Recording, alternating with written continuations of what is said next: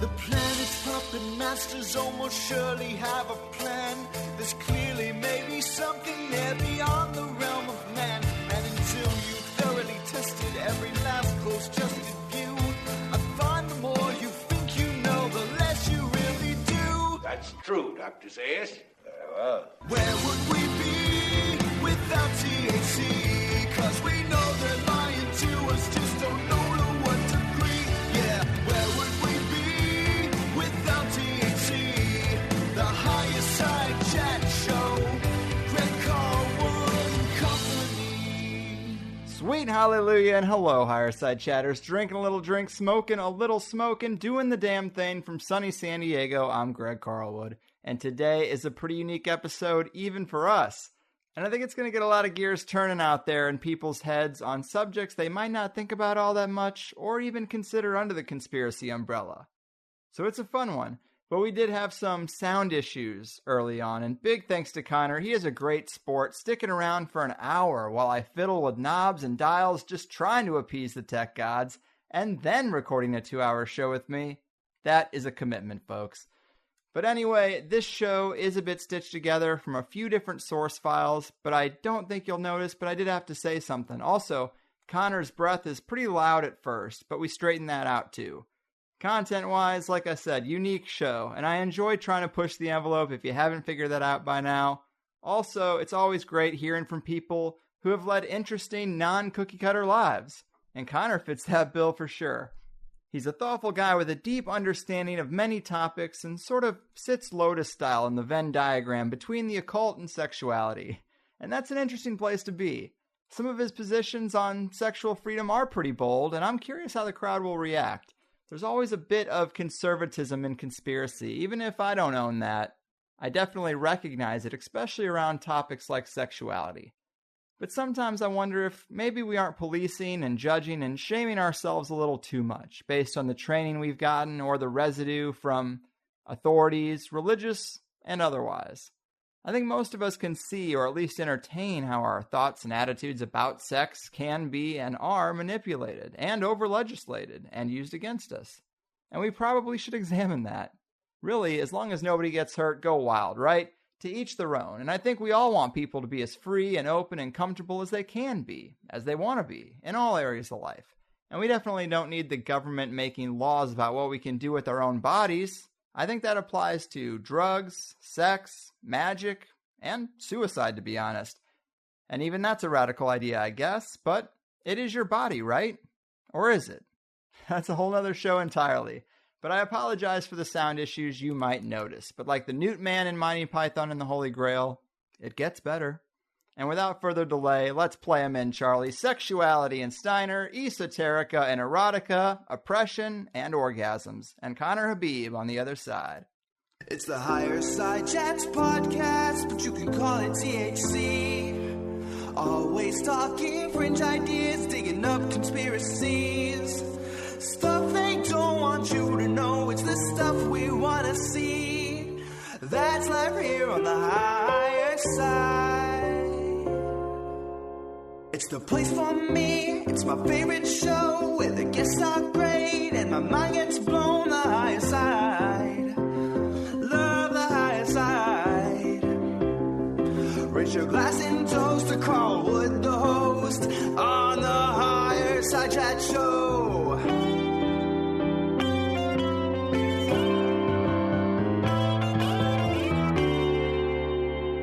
That's life here on the Higher Side Chat.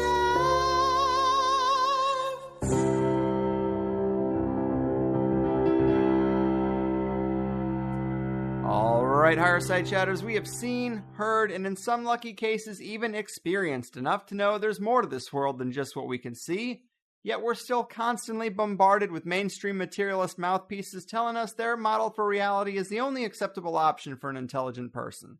Well, we've explored many of the ways this worldview serves the power elite by making the masses feel insignificant and small, and many times we've followed the long campaigns that eliminated schools of thought that promoted self-development, higher consciousness, and even engagement with the other. Though it's not just esoteric areas that are often manipulated by authorities, but all freedoms. And whether we're talking about the occult, psychedelics, or even sexuality, The long repeating pattern of history is full-scale suppression and constant state-sponsored reminders that any of these things capable of elevating a person beyond feelings of helpless servitude will not be tolerated. We'll throw off those chains, people, and pry those minds wide open, because in a fairly diverse and far-reaching show today, we're going to look deep into how Western attitudes about sexuality have served the masters. We're going to be exploring anthroposophy, examining some great thinkers and sex radicals of history, and detailing the relationship between sex and the occult. And I don't know anyone better suited to facilitate that journey than today's guest, Conner Habib. Conner is an award-winning writer, teacher, and gay porn star for good measure. Maybe the only man to receive prestigious honors in all three categories, the true trifecta in life if you ask me. Also, his essays have appeared all over the internet, he's lectured all over the country, he's well versed in the occult and has appeared on some of my favorite podcasts, including the Duncan Trussell Family Hour, Tangentially Speaking with Chris Ryan, and of course Rune Soup with Gordon White. Let it be known that Conner and Gordon will be putting on the Chaotic Good Why the Occult Matters Now More Than Ever event in LA on July 8th, and I can't wait to get this show started. The host of the newest web series, Against Everyone with Conner Habib, the only guest so far whose dick I've seen on Twitter. Conner, my man, welcome to the higher side.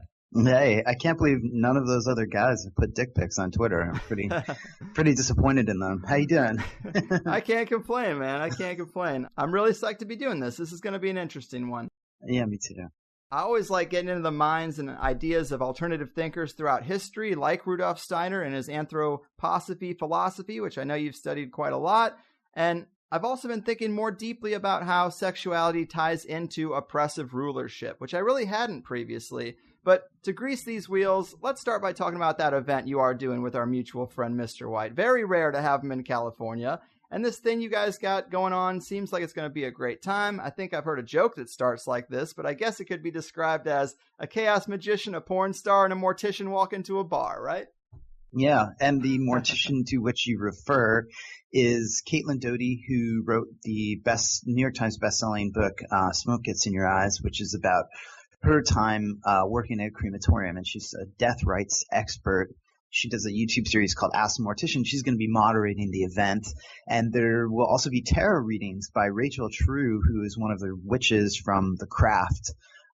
So it's going to be a dope event. I'm really excited, and just for Gordon and I to sort of go deep on things that, you know, we get to talk about on Rune Soup, but we don't really get to do in any other public forum, at least not yet.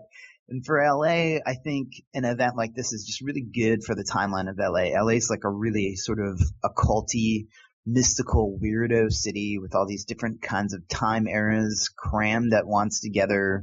So I think that this will sort of raise the magical consciousness of the city, hopefully. Or if not, people just get drunk, you know, one or both. Right on. Yeah, cheers to that. And yeah, dude, it sounds like it's going to be a great event. I'm really hoping I can make it up there, but that's a really busy week for me. It's when a lot of my out-of-town wedding guests start arriving. But either way, it sounds like a blast. And so to get into the meat here, not, you know, no pun intended, I wanted to discuss sexuality pretty early on because it is largely a conspiracy show that I run here. And I've been thinking about just how thorny a topic sex is for most of the conspiracy world. We think about Eyes Wide Shut parties and mansion orgies, and we might start to get a little nervous about these things because of that association. Plus, conservatism has a strong thread running through the conspiracy world. I haven't always identified with it, but it's definitely there, and I understand those feelings a little bit, but I wanted to read something that you wrote that really was a light bulb moment for me. In one of your articles, you say, "The war on sex is the oldest and most oppressive war on consciousness. Sex and sexuality are intimately, totally linked to our freedom of thought and expression. That's why so many repressive regimes are sex negative, jail sex workers and sex minorities, especially homosexuals, and monitor sexual behavior. It's also why, if we want to change the world in a radical way, it's important to look to sex for some answers." And I just think that is very true, but something I definitely don't think about often. Can you maybe elaborate on those ideas and why sex is so important when it comes to the idea of control versus freedom? Yeah, I mean, I think people in institutions of power have been trying to regulate and interfere with our sex lives for a really, really long time. And Unfortunately, the way that plays out in sort of conservative currents is the idea that somehow there's this kind of liberal, progressive government that's trying to enforce a kind of libertine sexual agenda that's eroding our morality and all that kind of stuff. But we have to realize that this war on sex has been put on basically everybody in a different way, in different cultures, in different times, and that nobody has escaped it. And so when we start talking about how power interacts with us and our sexuality, we need to just look at our own lives and see what kinds of prejudices and brainwashing and all that kind of stuff has gone on. It's not a particular agenda for a specific sexuality. It's a sort of generalized overall control tactic of people in power to regulate everybody's sexuality at all times, and the kinds of sex we have, the kinds of sexual imagery we're allowed to view, if any, the kinds of things we're allowed to talk about, all that sort of stuff. So everybody's a target, basically, I would say. Yeah, I don't disagree with you, man. And it does seem like freedoms spill out into other areas once your mindset changes. And so you have to attack it all. It has to be full spectrum dominance. I mean, we talk a lot about the 60s and the psychedelic movement on this show, but sexual freedom was just as big a part of the 60s. And I guess when liberation does come in one area, it spills out into others, which would be why it's all off limits from the perspective of a ruling authority. You can do a lot to keep marijuana, mushrooms, and dimethyltryptamine away from people, but you can't really take away their sex organs. You can just shame them, cover up the women, and outlaw anything but the vanilla stuff, I guess. But it is important to examine. Yeah, and so the way I put it is, if you ever want to know how somebody feels about freedom, start talking about sex. That's like one of my sort of big off-repeated lines when I give talks and stuff, because basically sexual freedom is individual freedom. Everybody has a different sexuality. We talk as if there's like, well, there's gay people and there's straight people, and maybe if bisexual people exist, that's there too. But actually, in fact, all our sexualities are completely unique to us. Everybody has a sort of different nexus of things and complexes also of things that we eroticize, things that repulse us, things that do both eroticize and repulse us, that draw us in. Our whole desire complex is different from person to person. And so when you start talking, and beyond that, it's also not really understandable by other people. Let me explain what I mean by that in really mundane terms. If you've ever been walking down the street with someone, a friend, and they point out some woman that they think is hot, and you like look at her and you're like, her? Are you kidding me? Like, she's gross, and your friend's like, no, that's the hottest person in the world. What are you talking about, right? Our desires are actually not even really understandable or translatable to each other. It's very difficult to sort of merge into someone else's sexuality or sort of erotic life. It's the same thing with sexual acts. I mean, people like all kinds of different things, and so you can see on an individual case-by-case basis, people are very, very different, and it's very unique. And so if you want to talk about individual freedom and what kinds of compassion and freedom we should offer up to others as well as ourselves, sex is a really good place to start, because it is, I believe, the most individual thing about us. Yeah. I think that's that sort of war on the individual in some way, because if everybody starts sort of self-actualizing or realizing their sexualities, and we start permitting that in other people, then we have a bunch of people who are individuals accepting and responding to individual consciousness walking around. And that's a big problem for people in power. Yeah, well said. And I think there's also a perception that a lot of these modern sex laws that we still have on the books are just silliness. They'll say, sure, sodomy is illegal, but it's just one of those archaic things nobody pays attention to. And not to get too heavy, but that is just not true, because I only learned recently that my mom grew up with a brother that I never knew about who was gay, and actually had a cop invite him out on a fishing trip only to entrap him, charge him with sodomy. Then he was sent to a mental institution where he was given electroshock therapy until he was driven to suicide. And I never knew these things about this guy and my family. And, I'm not super connected to it. But when I think about the pain that caused my mom and her life, it makes me want to rage, man. And these dumb laws around sexuality actually ruin lives a lot easier than we might think at first, because none of that would have been possible if it weren't for that initial law in the books that made sodomy illegal. Okay. So I think that story that you just told is a really tragic instance of these kinds of things intersecting with your life and your experience and people you know.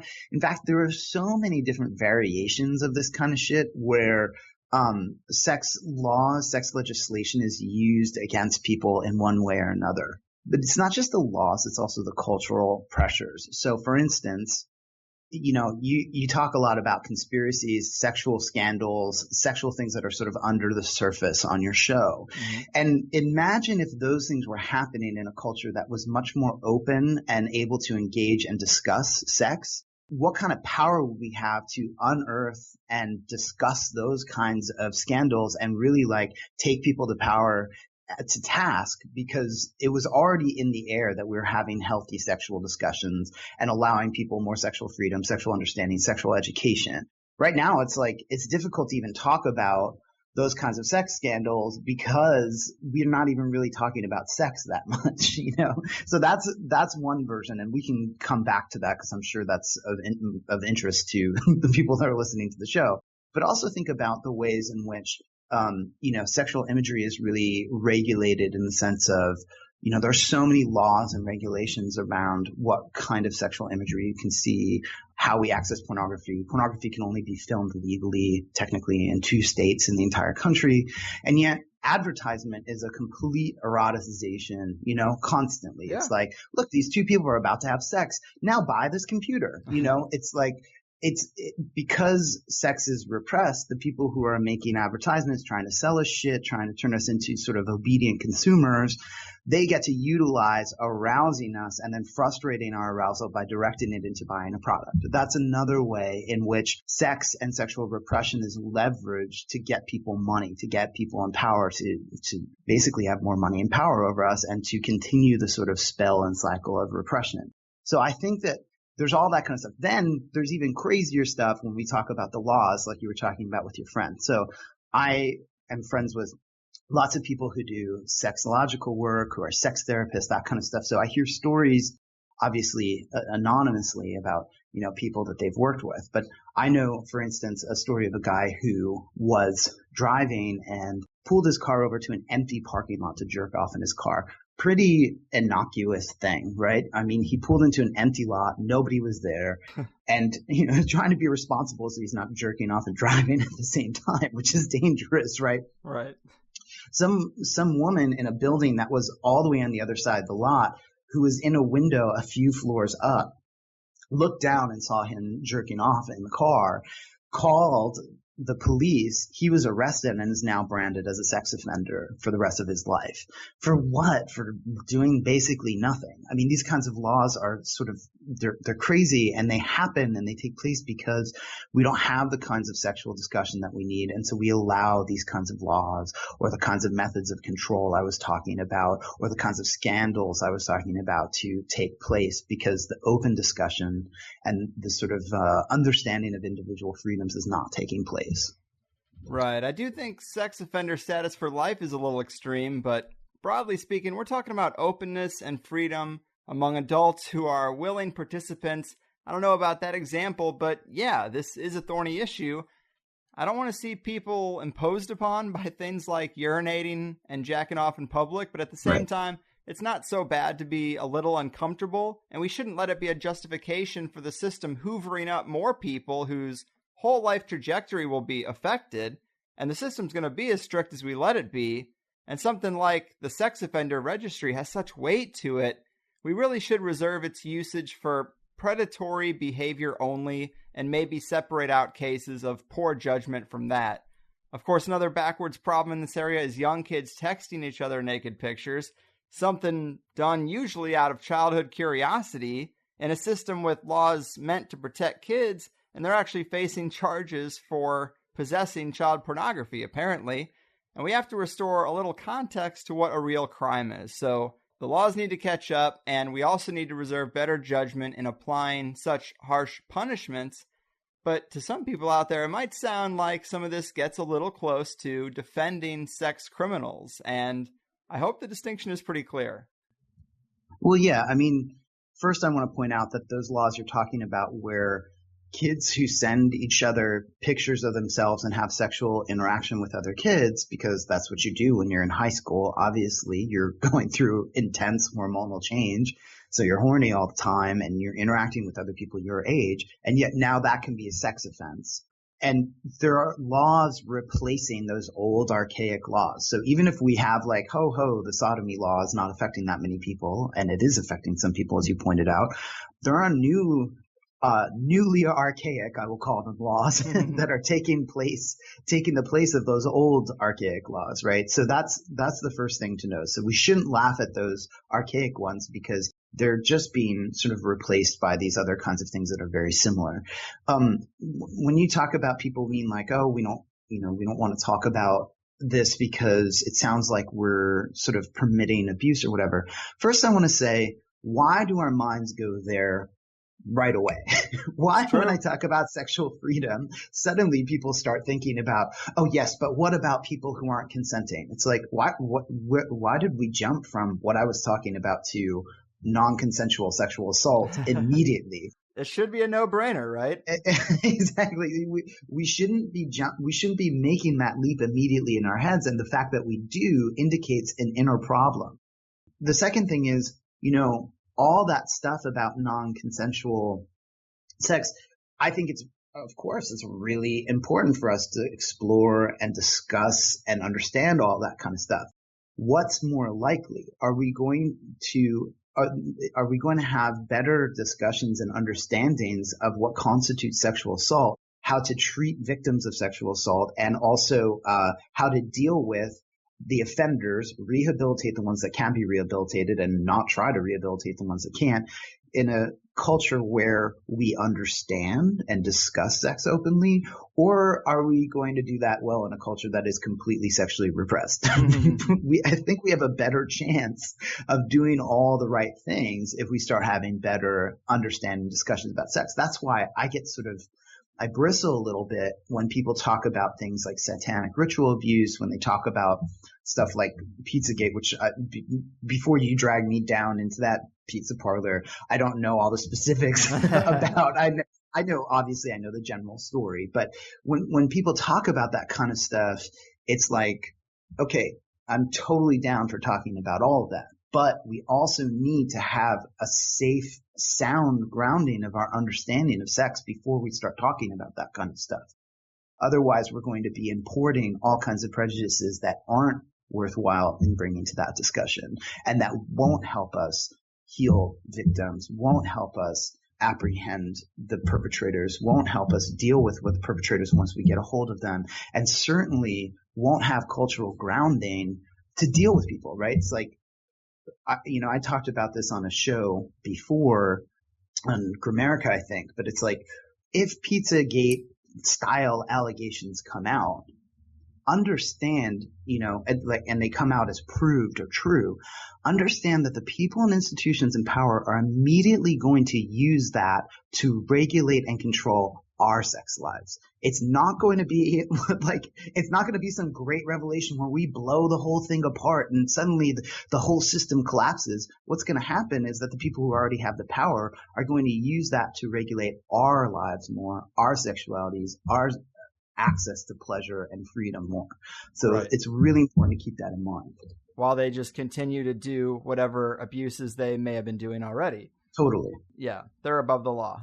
So, you're talking about society having a better cultural understanding, a more nuanced understanding of sexuality.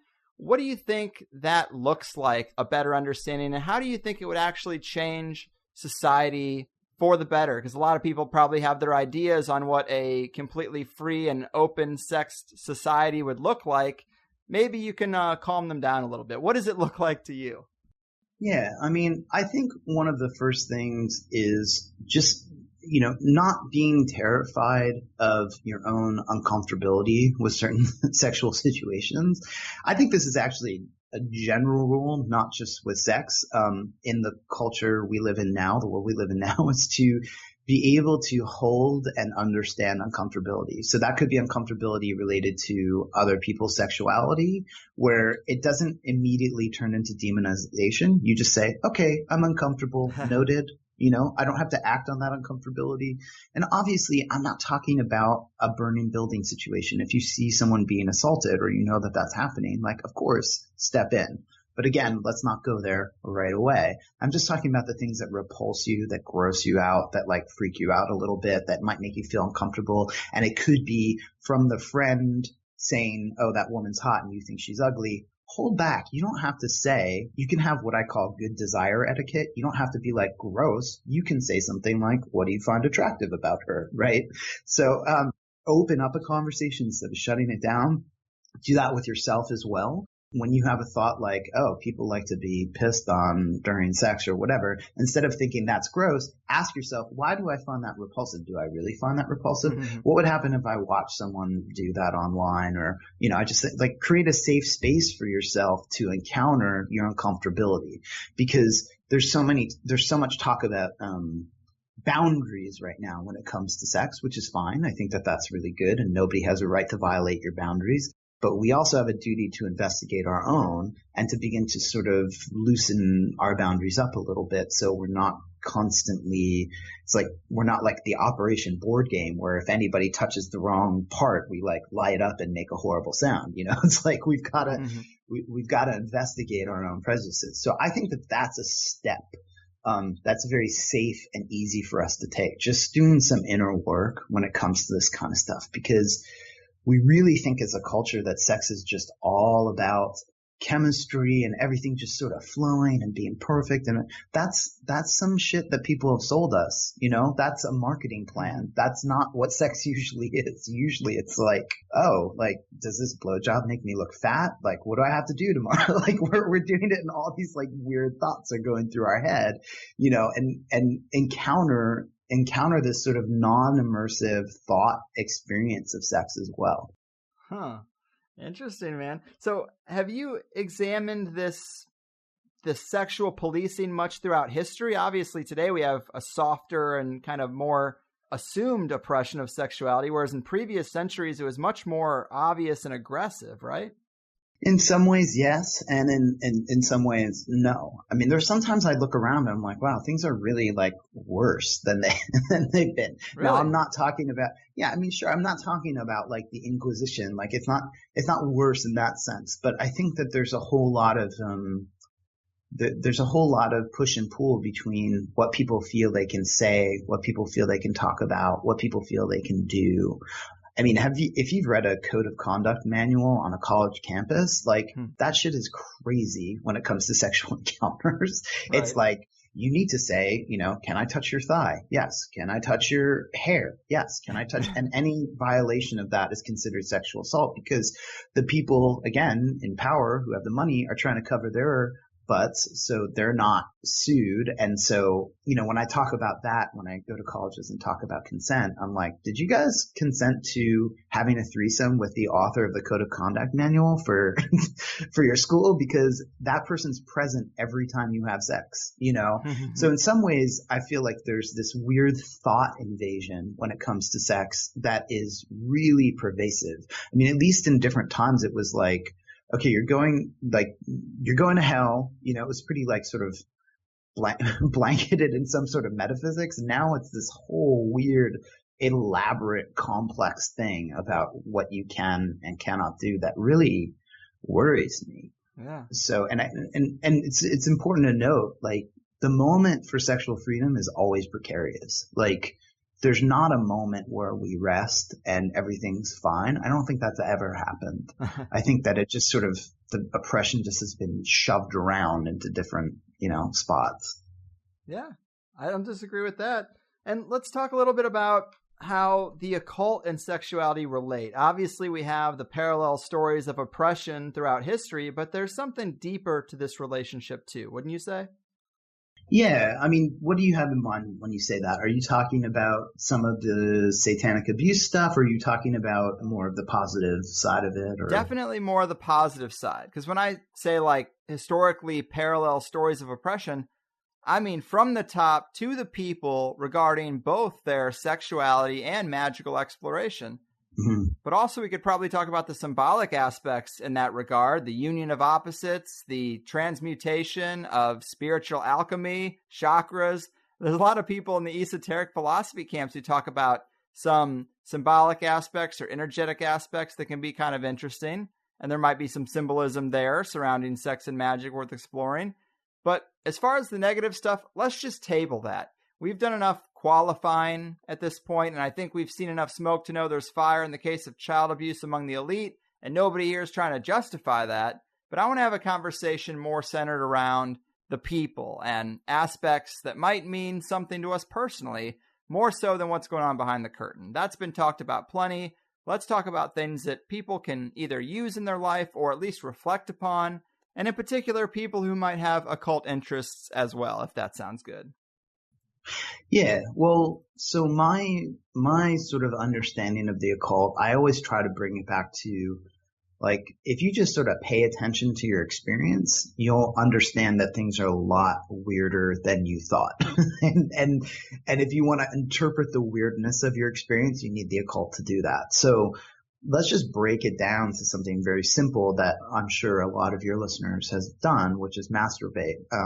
Guilty. And I'll talk about the bridge here. So I'm going to talk about male masturbation because it's the kind I'm the most acquainted with. And I've, maybe you've acquainted yourself with this a few times today, dear listener. But basically, think about how weird it is that when you masturbate, you either watch pornography or you're imagining pornographic scenes, right? So you're creating pornography, and you're merging your imaginative world or symbolic artistic imagery. You're bringing those into contact with a very simple repetitive motion. And after about 5 to 10 minutes, half the substance that creates life comes out of your body. Like, that's completely bizarre. That it is. This sort of sealing of the imagined or symbolic realm and the physical realm in a very rudimentary way has this tremendous effect. And let's, not just the procreative effect, or potentially procreative effect, but also just the way it feels in your body, the thing that happens to you in that moment. That's really crazy if you think about it. It is. So if you just start from there, if you just start by looking at your everyday experiences, when you have sex, what exactly is going on? Why is it this bizarre, why do we talk during sex, for example? Why does a sound that translates itself into a meaning in our minds amplify the feeling we have in our bodies? You notice that mind-body connection really intensely during the sexual act, and that definitely has an occult aspect. When I was a teenager, I could just have a thought about a sexual thing, or it didn't even really have to be sexual. Like, it could just be an algebra class, and my body would respond, like I would get a hard-on or whatever. What is up with that? So you start noticing that bridge between the worlds in sexuality. It's very obvious in sex. So that's the first place I would go. So we don't have to start talking about metaphysics or anything like that. We just talk about phenomenology, or basically the experiences that everybody has, Mm-hmm. And it is a strange experience. I mean, the feeling of orgasm is really unlike anything. It's the heart of most comedy routines, and every movie has a love story and a lot of sex in it. It is just such a part of life, and we really try to pretend that it isn't. I guess you could say one of the connections between the occult and sex is it's both the things we keep hidden from our public persona. Totally. And not only is it like such a big part of life, it is life itself. I mean, it's like, sex is everybody's creation story. So that's an occult version. It's like everybody has their own personal Big Bang, as it were. Mm-hmm. So before you existed, I mean, just think of like weird creation myths if you've ever read them. They basically sound like people having sex. Like, okay, before time existed and space existed, two giant beings came together, entangled their bodies, and suddenly a world was born, and that world was you. Like, that's really strange. Also, if you think about it. So you just start sort of breaking these things down, and also, and note, like, sex is going to run through everything we do. You don't have to be a Freudian to believe that. You just have to notice, like, I'm actually a composite. I'm the result of a sexual act. So it's going to follow me through my entire life. And for me to not think that is, would be naive. Mm-hmm. Man, and one of your writings, you also refer to sex as an altered state, and I could not help but agree with that. It's probably the connective tissue between sex, magic, and drugs or psychedelics. It's all about exploring altered states, and when a population is doing that, I guess they're way harder to control. Totally. You do conscious exploration, and that's why. So I love what you just said, because it's reminding me that one of the reasons sex is so regulated and so contained in marketing and legislation schemes is because it doesn't allow us to think about it. Again, the kind of sex we are quote unquote supposed to have or have been brainwashed into thinking we should have is completely immersive sex. You know, it's like the kind of sex where two people stumble into a hotel room in a movie and like smash over the lamp on the nightstand, tearing each other's clothes off. That's not what most sex is like. It can be like that, and it's fun when it's like that, but that's a version of things. But we're told if that doesn't happen, we've done it the wrong way, that we should feel guilty about it if it's not with someone we're passionately in love with, all that kind of stuff. And so as a result, we don't really get to think about sex. We have one kind of sex or we feel guilty about it. And the feelings of guilt and shame and confusion overwhelm our ability to analyze, think about, consider the things. And so in that sense, we're denied exploration of altered states of consciousness. Imagine having sex with someone you're not attracted to for 8 hours. Now, that's what porn performers do very often. We're asked to perform sex with somebody that we're not attracted to for hours on end while other people are standing around recording the event. That teaches you a lot about the experience of intertwining with somebody else because you get to be reflective. There's time to think. There's time to consider. It's not overwhelmed by passion. It's actually very athletic. You have to be in a different zone. And so that's where I've learned a lot of these lessons about sex. And I think a lot of sex workers in general learn sort of new lessons about sex that are hidden from us. Again, by people trying to sell us a certain version of it. Yeah, man, I really hadn't thought about it that way, but I guess it's just another day at the office for you in some regards in there. But I do think it's kind of interesting. Like, okay, let me ask you, because you've had sex with thousands of people, and the more experience you have with something, the deeper understanding of it you have. That said, in a lot of areas of study, broadly speaking, there's usually some fairly standard evolution of thought when you've looked at a subject for, say, 10 years versus 5 years versus 1 year. Do you think your sexual understanding has had those types of milestones? And could you share maybe some insights you've gotten at those higher levels that a lot of us just aren't going to reach? Yeah, sure. I mean, and just to sort of reference what you were saying, I mean, about having sex with lots of people. I think people sort of fancy themselves sexual experts, right? Like you have spiritual gurus and neuroscientists and second wave feminists and whatever, just talking about sex as if they know what they're talking about. And I'm always like, how many people have you had sex with? And they're like 10. I'm like, I'm sorry, it's just not going to cut it. Like, you're not an expert. You can be an expert in your own sexuality. Everybody's an expert in their own sexuality because that's just you. But to be an expert in sex, you got to have a lot of sex. Mm-hmm. This is just how it goes. And you got to have different kinds of sex. You got to have different kinds of partners. And in some ways, one could argue that I'm a total beginner when it comes to like heterosexual sex. However, I don't think that's true. I think that you just have to have tons of sex and observe what happens to you and your body in those times and your thoughts in those times to begin to become an expert about the sexual experience. So what I think is, over time with the sort of accumulation of experiences that I've had, I've definitely learned some of the stuff that I talked about before, that sex has a sort of thought aspect that needs to be paid attention to, that sex has a sort of detachment aspect that can be really healthy when you say, my body is doing this right now. And you start sort of getting in this observational space when you're having sex. That can give you something really special. But what those boil down to is that intimacy is impersonal. What do I mean by that? I mean, intimacy is like, it's something that we create with other people and that we can create at any time. And that's something that, again, I learned from being scheduled to have sex with somebody at a certain time for a certain length of time, all that kind of stuff. I show up on the set and it's somebody that I'm not into, and I have to find my way in, no pun intended.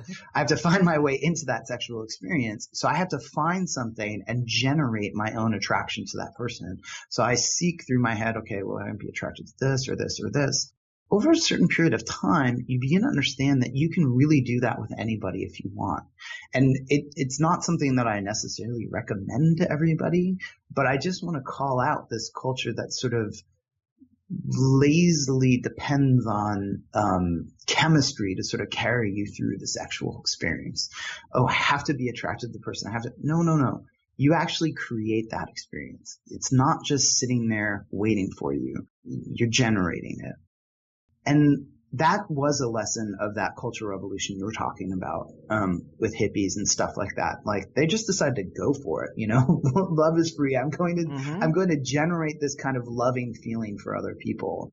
That's another reason why sex is like really threatening to people in power, because you start like realizing that you can generate intimacy and chemistry with anybody that you want. And suddenly you don't want to go and like kill people anymore. You just want to have sex with them. It's like, oh, we can just have this kind of relationship with each other instead of like, and settle it that way in some giant sexual potlatch instead of having, an orgy of war with each other instead.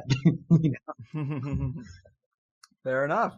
And on the subject of control schemes, I've been just thinking about this a lot and trying to get ready for the show. And to touch on the subject of raising children in the traditional family model, which is something conspiracy people are kind of obsessed with, a certain section of them, that traditional nuclear family. There are conspiratorial arguments that much of what the elite do is an attack on that. But there are also arguments that by pushing the idea that these two-person man-woman couplings is the only acceptable way to live, you make people far more controllable, especially if you make them solely responsible for their dependence and then they're locked into a hamster wheel job for most of their lives. This is a way of kind of looking at that nuclear family as an ancient control scheme to an extent, couldn't you say? Yeah, I think that if any of those pro-nuclear family people are still listening at this point, I just want to say, like, I totally respect people's right to and desire even to have that kind of family unit. I think they might want to investigate why that's important to them and come up with real reasons other than just like, that's just what I want. That's what my parents did. That's what I think investigate that. But I'm sympathetic to wanting to have whatever kinds of relationships you want to have and feeling that those things might be assaulted, eroded by the culture that we live in. I think like go for it and understand that you should not be enforcing that kind of cultural control and erosion toward anyone else's kind of relationship either. That's all I ask, I think it's pretty simple. Identify that people in power are trying to regulate the kinds of relationships we have. This is actually something that I and a lot of gay people, although this was not known by most straight people at the time, why a lot of us oppose gay marriage. I mean, we're totally against it. And it was not part of the general cultural conversation. It was because it was like, look, I don't care. I mean, if people want to get married, like, go for it. But like, why is this conversation, we oppose this conversation, I should have said. We oppose this conversation that leaves out all the people that really don't give a fuck about getting married. But more to the point, we don't give a fuck about getting married because that means that the state then intercedes, invades, and has control over the kinds of relationships we're supposed to have. And we have to get like a state approved stamp on our relationship. And not only that, like, it has consequences for the people that don't want that state approved relationship. And so all those people are demonized. They don't get the same rights as we do. And it's all because the people who are married and getting married are enforcing and supporting state control and power because they're entering into the model that the state says is cool. And so that is, our entire economic system is based on a certain kind of relationship. And so if you want to look at how you're reinforcing and supporting power structures, look no further than the kinds of relationships that you have with each other. those are playing into the state's hands, in a lot of ways. Right. I mean, you're talking to a guy who's getting married in 30 days. And like I said, I'm down, man. Like, I think if people have weddings, have love ceremonies, have commitment ceremonies, do all that kind of stuff. It's just have something more in your conversation when you talk about it publicly. That's why I'm always like, dude, like you guys, like you two, Brian and Brian, go get married to each other. I don't care. Just make sure you tell people that like it's not the only kind of relationship that's available or that needs to be had in our culture. And that's a fair point. A lot of it, like you mentioned, is related to economics. You have to get a partner to get through this life because you can't do it alone. I mean, you can, but it's much harder. But okay, so this is going to get a little raw, man. I'm going to get honest, but you tell me if I'm wrong. So I've been hearing a couple different sex freedom advocates saying that monogamy is ridiculous and we should explore more partners in our lives and maybe be more open to sexual exploration and experimentation. And I got no issues with that perspective, really. But I think about two things. One, maybe homosexual men have a greater tendency to feel that way because they have less potential consequences than heterosexual sex. Because if I get 3 different women pregnant, my life is pretty much fucked in this society. And number 2, if you're gay, then the procreation aspects of sex go away and your dick is just a fun stick. And I get that. But gay men also don't have to deal with the female psychology, which I think is different and I think wants different things. Maybe it's manipulated to a degree as well. But I wonder how applicable those ideas are to a largely straight society. Yeah, I mean, first of all, I think they have to be applicable because people cheat on each other all the time. So it's time to look at the fact that people who say they're monogamous very often are not. And if you're listening to this show and you say you are total pro-monogamy, but you have cheated on your partner, you're not pro-monogamy. That's hypocritical. Yes, and it's not just because you're a hypocrite. It's just look at who you are and say, like, what happened in that moment? What pressures was I feeling? Cultural pressures, not just relational pressures. Like, what was I feeling in that moment that said I couldn't do this? Why could I not talk to my partner about what I wanted? All that kind of stuff, right? I think monogamy is fine as long as we recognize it as one of the great widespread sexual perversions of our time. It is pretty intense to live with someone for the rest of your life and hold yourself in a place of withholding repressive sexual elation. Like, oh, I just get to be with my partner. That's a perversion. And I don't mean that in a bad way. Far be it from me to call perversions bad. Mm-hmm. I just think it's like you have to recognize that there's something that you're eroticizing about that. That is a sexual thing that you're doing.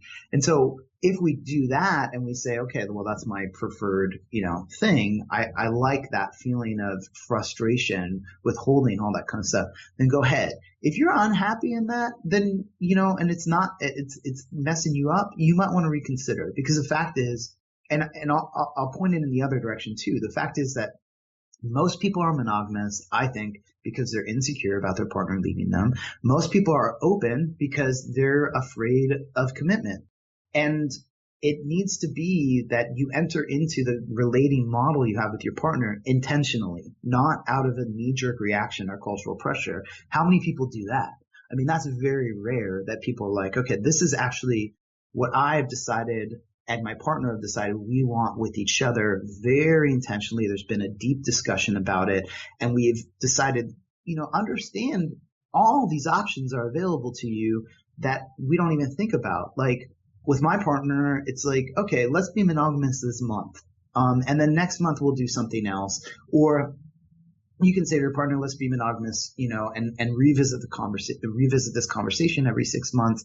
You can say, let's be monogamous for a day. It doesn't have to be a lifelong thing. You can move in and out of these states. It's kind of like being vegetarian. You know what I mean? It's like, do what is healthy for you in that moment. And then you can revert and have a cheat day, so to speak, whatever.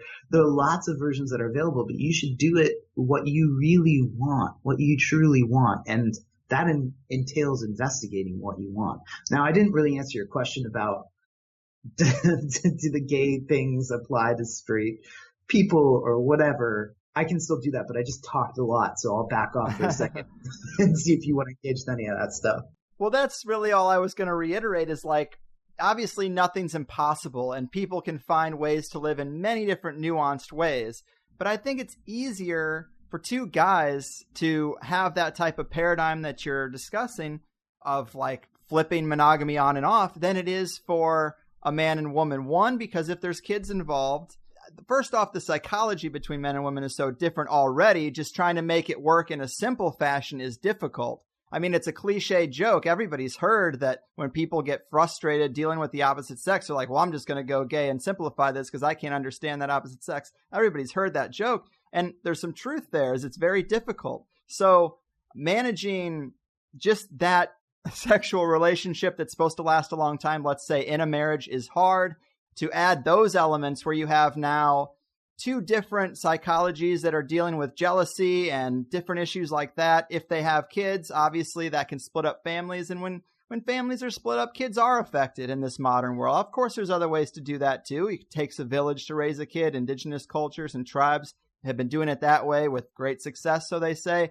But in our culture, kids who go through divorced families often do have issues growing up, and people also can grow up with issues. It really isn't going to kill you. But again, I just think there's that difference. I think it might be easier for two guys.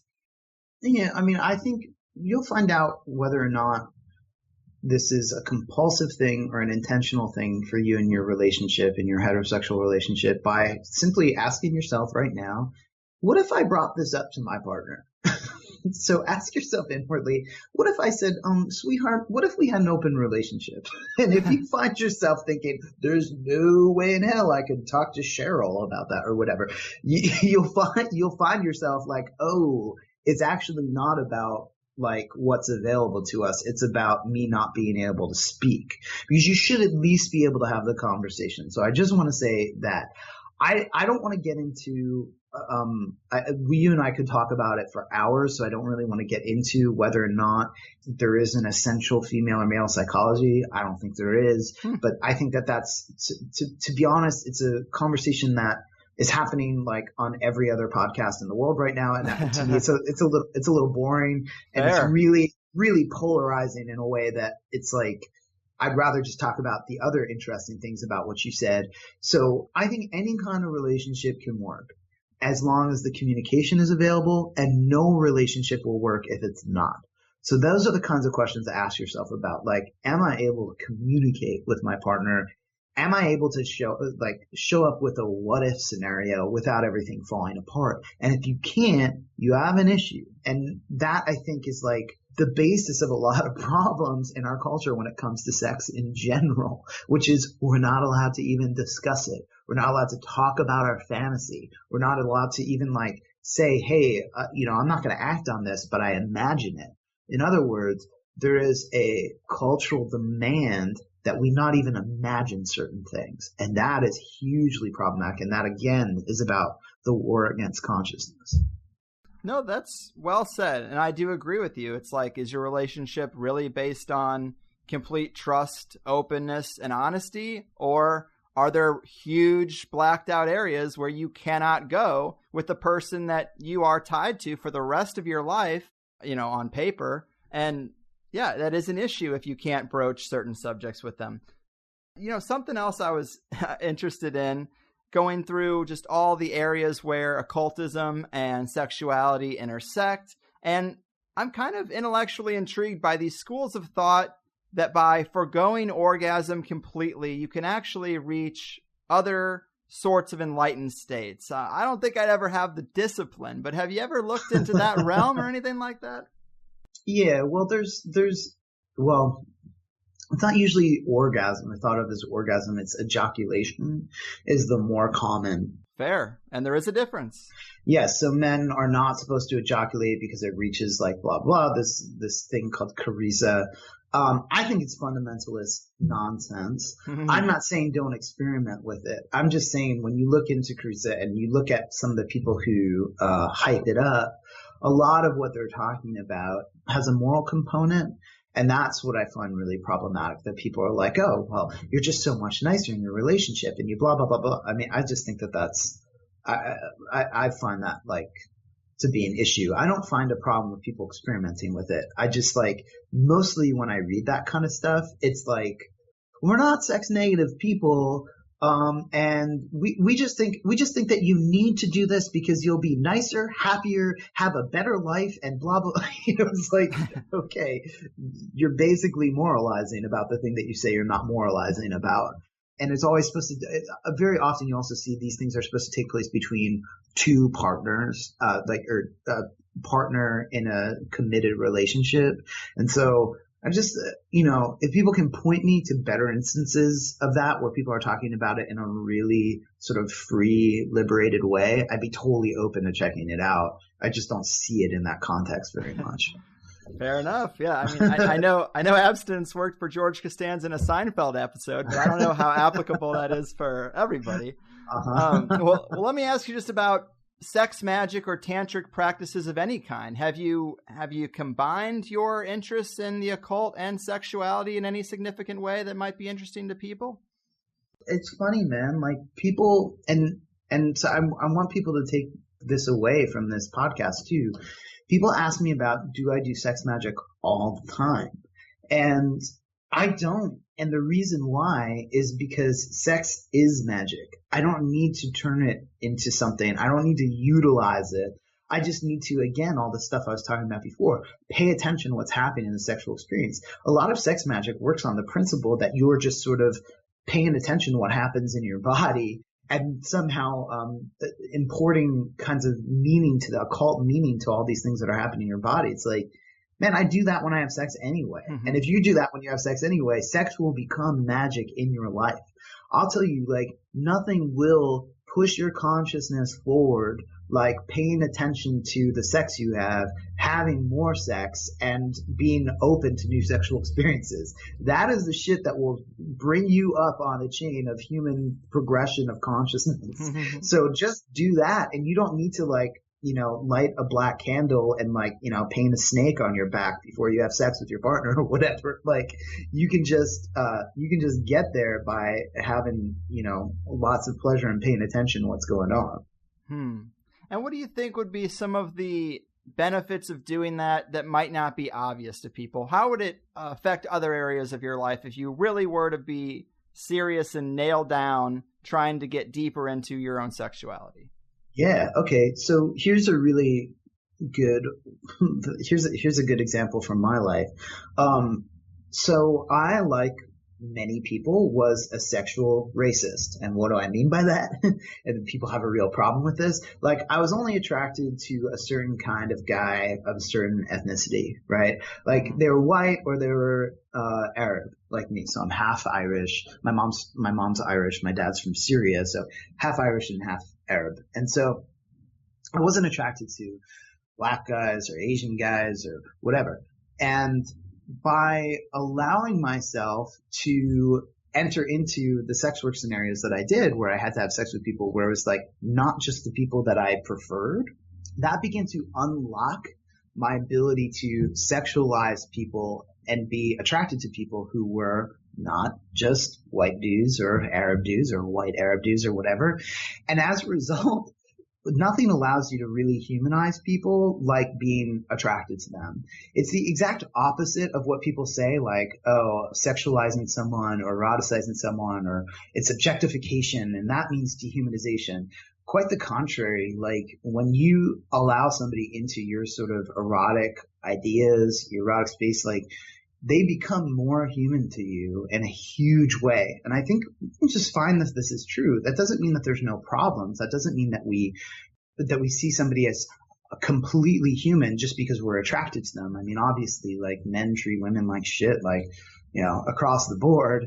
However, it means that you've opened up some space for yourself to relate to that person as another human being. Whereas before, it was like, my racism, like, all the little, like, pieces of my racism started just falling away as I became more and more attracted to people of different races. Now I'm attracted to everybody. I mean, I'm not attracted to everybody, but I can be attracted to everybody, and people of all sort of different kinds of bodies and, different races, all that kind of stuff. And much more present with them as a person, and they're much more present for me as people. So a lot of just my dumb bullshit went away by eroticizing more people. That's interesting. sex is a teacher. That's what I try to say. It's like, sex is a mystery. And by that, I mean, you'll always learn more from it than you can learn about it. It's always going to be one step ahead of you. So follow it. Don't pretend you have a handle on it, because you do not. Sex is bigger than you. It made you. It's always going to be ahead of you. It existed before you were born, the moment before you were created.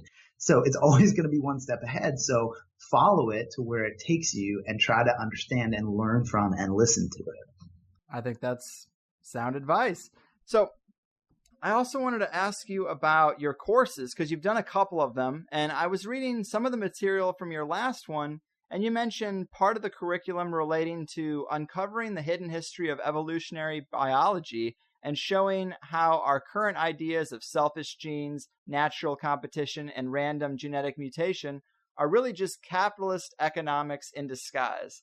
And that sounds provocative to me, man. I'm always willing to paint the target firmly on capitalism, but let me have you explain or elaborate a little bit on what you mean by that.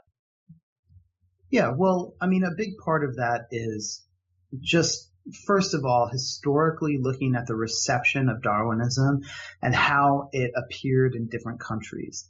So in Russia, surprise, surprise, Darwinism was taken up and used in this current of understanding symbiosis, the coming together of different beings to make collectives. In Europe, it was turned into this sort of more and more selfish, reductionist, neo-Darwinist thing that we have right now. In Japan, it became this sort of more holistic version of evolution. It changes in culture, and they are sort of almost stereotypical the way that the sciences have been received, especially the biological sciences. There's not a totalized version of what people believe in when it comes to evolution or what scientists believe. They all accept that natural selection plays a role in evolution, so that is not disputed.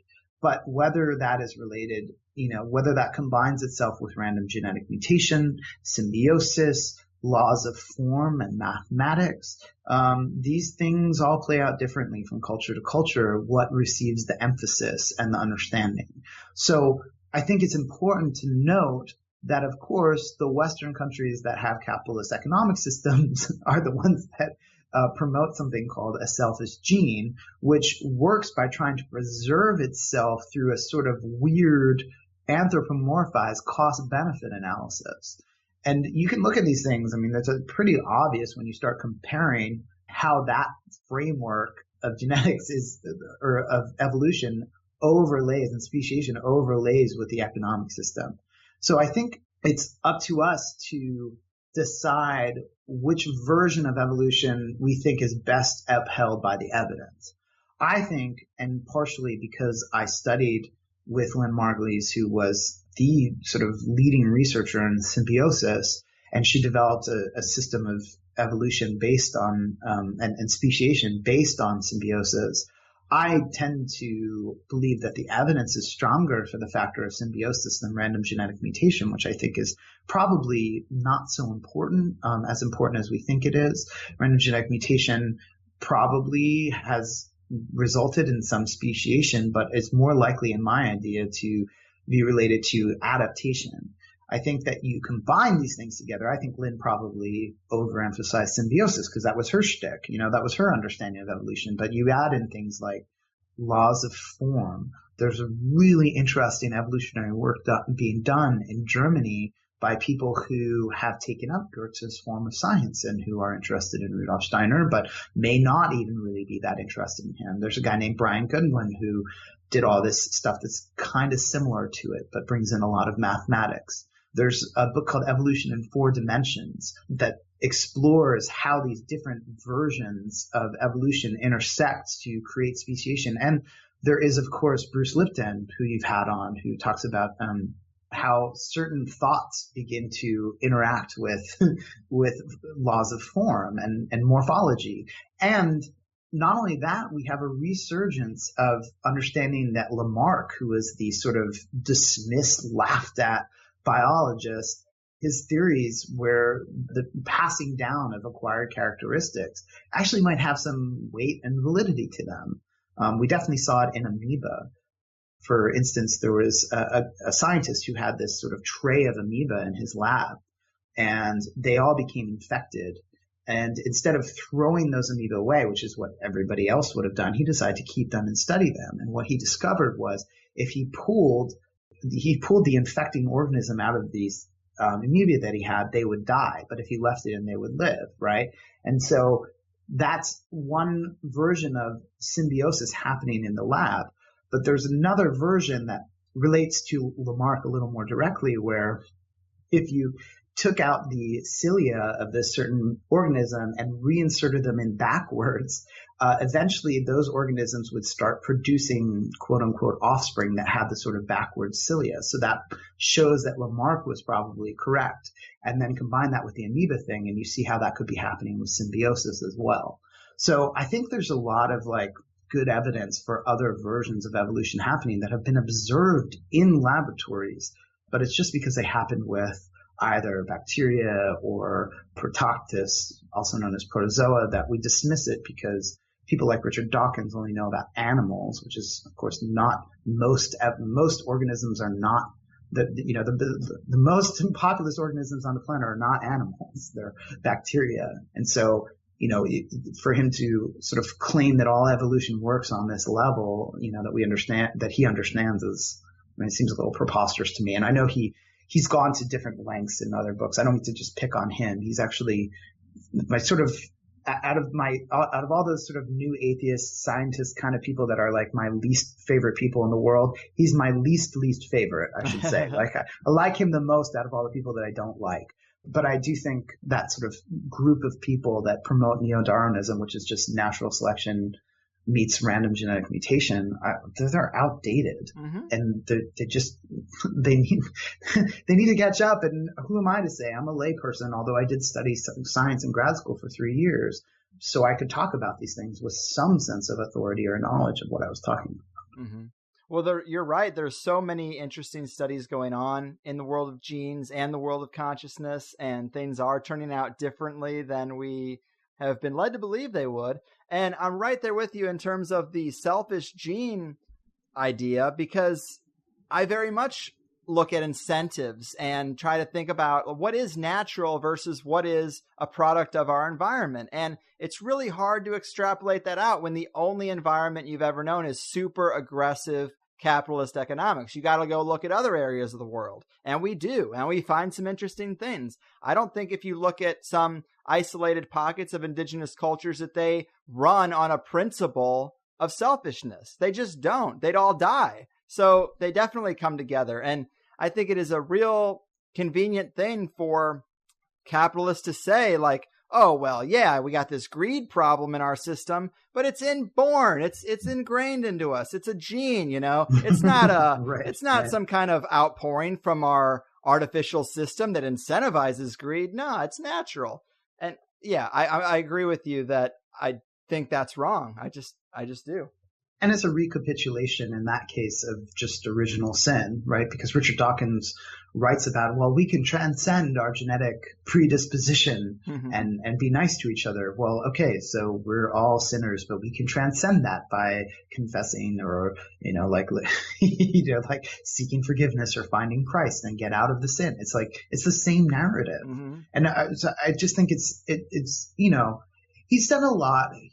Why I'm sort of like hesitating a little bit is he's done a lot to confront the views that should dethrone his opinion, and he should know better, but he holds on to the same opinion again and again, and it's not because it's scientifically valid anymore. It's just not. I mean, I don't know that most biologists even take him or people like Jerry Coyne seriously anymore. I think a lot of evolutionary biologists have just moved on and just been like, all right, I guess if you guys just want to present that picture, there's some overlap with what we believe in, so go ahead. And it's not creationism, so I guess just go for it, But I don't think it's even necessarily widely believed in anymore. A lot of these other things are accepted as scientific fact at this point. So right. Yeah, we're passing them up. And it is just a weird psychological thing that people love to take a perspective and then make that their identity. And then once they've done that, once they've accepted the label, it becomes very hard for them to pivot when they maybe change their opinion or are confronted with new information. I mean, I've been through the ringer with the things I've self-identified as, and I've learned to stop doing that because it's going to change. Right. And I think that, yeah, I mean, some of those guys, they're just so rigid that they're not responding to new information.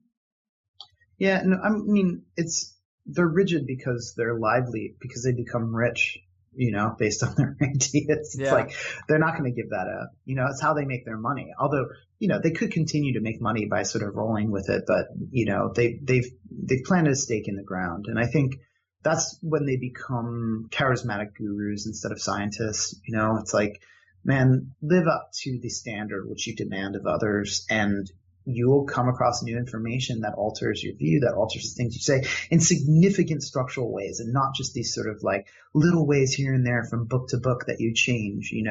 Maybe you're not going to make as much money you used to make, but you will be making the world a better place, and you'll be advancing the thing that you claim to passionately care about, and not give fuel to the religious fundamentalists who, after all, are very often just picking on the very real flaws in the narrative of evolution that you've presented.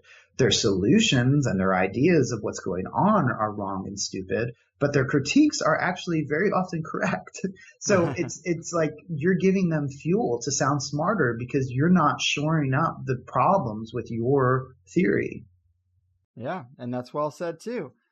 And man, this has been a fun ride. I know we're starting to wind down here, but I'm all about extracting insight from people who've had much different experiences than me. So I think this is all interesting. And again, you've got this event coming up on July 8th with Gordon White in the City of Angels that centers around why the occult matters now more than ever. Can you give us some insight into that question or the things that you're going to be talking about? Why does the occult matter now more than ever?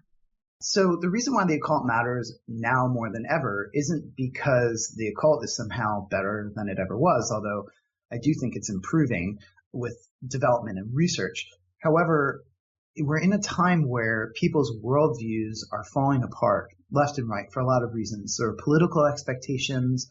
There were expectations of materialism to produce certain results. And both of those things have sort of been pulled away from the stage. There's lots of things that are changing in the world related to technology, related to relationships, related to our understanding even of basic things like time and space. And the occult has always tried to approach these things with a sense of seriousness and has been in development for hundreds of years. And it's just sort of waiting for its moment. And I think now is that moment. I think now when people are finding a void in their lives where their political expectations, relational expectations, expectations of how the world was supposed to go used to be, I think that this is the perfect moment. And I think that the occult addresses individuality on a level that other systems don't. So we don't have to be absorbed into some amorphous collective economic identity. I think that it allows people to feel empowered and truly are empowered. It allows people to approach the world spiritually as well as practically. I think there's a lot going on for the occult in this moment. And that doesn't mean that the occult is going to be some great perfect system that heals everything and makes the world a beautiful, perfect place. It's not. It has its own problems, and we're going to discover what those problems are as more and more people get involved in it.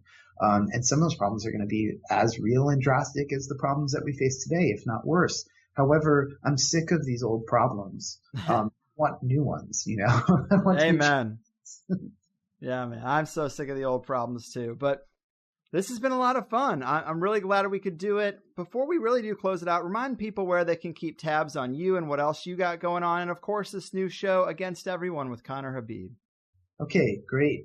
So my new big project is this web series, Against Everyone with Conner Habib, and it's a show about ideas. So every month there are at least 2 episodes. One episode is me giving a little mini lecture about something. So the first episode is me talking about pleasure and political resistance and how those two things meet. And I bring up this utopian thinker, Charles Fourier, and his sort of crazy, wacky ideas and how they can make culture better right now if we think into them. And at least one episode is me in conversation with somebody. So we have great guests coming up like Abby Martin and Gordon White and Ted Leo and people all across the spectrum, musicians, writers, journalists, artists, all that kind of stuff.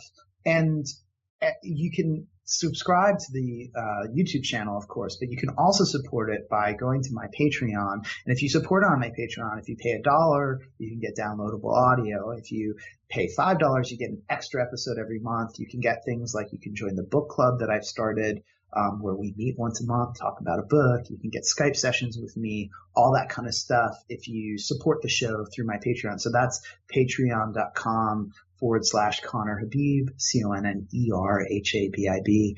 Or you can just watch the show. I mean, you can do that too. And the only social media I have is my Twitter, which is just @Connor Habib. And that's a good place to engage with me, see my butt, and also deal with my bombastic, idiotic Twitter rants. They're really fun.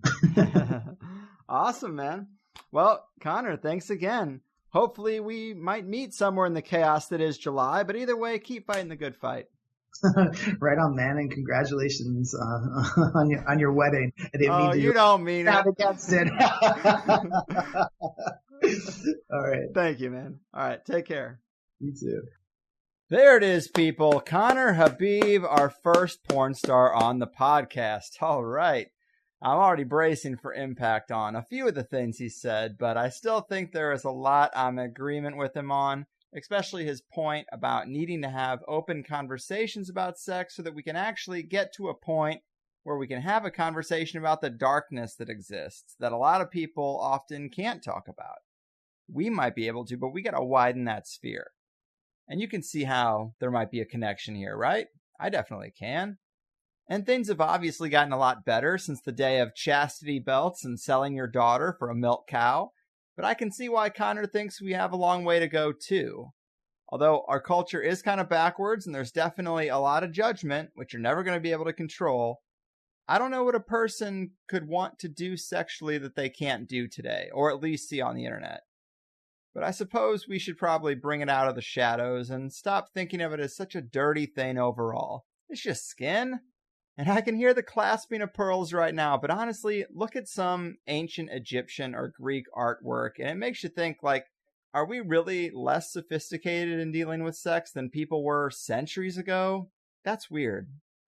And if you've seen a movie like Equilibrium, one of my favorite dystopian films, then you know that in a true totalitarian regime, you're going to have a crackdown on art, on anything that invokes emotion or passion, and of course, sex. If you've seen a show like The Handmaid's Tale, which has a terrible name but is one of my favorite shows out right now, it's all about the oppression and sexual weirdness in a 1984 dystopia type environment. It's great. You should definitely check it out. And let those things be your guide if you think parts of this conversation might have been a little extreme.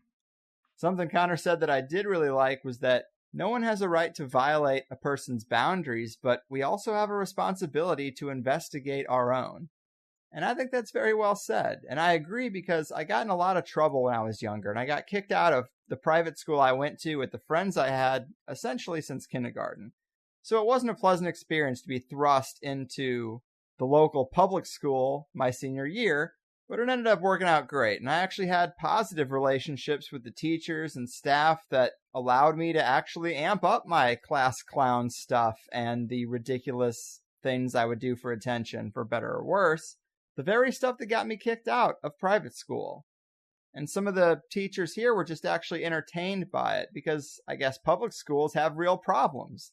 They know who the real troubled kids are, and because it was a different set of boundaries, I actually found that I wasn't that bad of a guy. And I could actually have a lot of fun, express myself as eccentrically as I felt I needed at the time, and it was all still pretty much within what was acceptable. And that was a real, whoa, type of moment. And then I ended up driving a bunch of guys down to the school that kicked me out, and we held signs up that said St. Pius is a prison and Fox is a daycare, as the parents picked up kids and everyone was leaving. And that was embarrassing. For the school, not for me. But yes, I think people can be dicks and press our buttons or do something we're affected by. But if nobody is seriously hurt, the best solution is always just to shrug your shoulders and move on when you see something you don't like. Developing a thicker skin is really just a win-win. Less things are going to bother you, and less people have to be punished for bothering you. I don't know what I'm talking about, but it was fun to have a conversation with someone who's had such an interesting career, even if we agree to disagree in some areas. And do check out Connor and Gordon's event in LA if you can. I'm going to try to come, but you're more likely to see me if you're going to be at Gordon's premium member drinking meetup. I don't really know anything about it, except it's a few days earlier, which works much better for me. So in the Plus show today, it's pretty great. In fact, I almost wish the 2 hours were flipped because the second hour is way more THC-like. We got into Connor's experiences and thoughts about the occult outside of the sexual sphere. Connor described what has been a useful meditation exercise in his experience for improving your mental visualization abilities. We went into the cliff notes of Rudolf Steiner's biography and the details of his intriguing accomplishments, Steiner's influence in Waldorf schools, and the type of alternative education they offer from the industrialist-crafted Prussian control system we have now. We got into Steiner's anthroposophy philosophy and how and why it split from theosophy, got into the ideas of the spirit world, the concept of the two spiritual beings, Ahriman and Lucifer, the value and pitfalls of conspiracy culture, sex radicals of history and their impact, people like Wilhelm Reich and Ida Craddock, pornography and its place in the world, and then, of course, my good buddy Kyle. He had a couple of occult questions for Connor that I thought were also interesting. So it was more about history and information about fringe people and their ideas. You know, that's always the sweet spot for me. And as far as Higher Side news goes, I finally worked out all the site issues, finally finished the server moves I'm going to be doing for a while. The RSS feed should be back working and updating again, and all is right with the world. I was actually caught up this month and going at a pretty good pace when the web issues knocked me off course. No point in finishing the edit when there's nowhere to put it when you're done and everyone's feed is broken. But we're good now. And we got another show coming tomorrow, so I'm out of here. Your move, oppressive regimes, personal activity policers, and all-around stiflers of sexuality. Your fucking move. Sweet dreams to the elite. We're calling them out on THC. Uncovering secrets and conspiracies. Everybody's looking for something. Some of them want to use you. Some of them want to get used by you. Some of them want to abuse you. Some of them want to be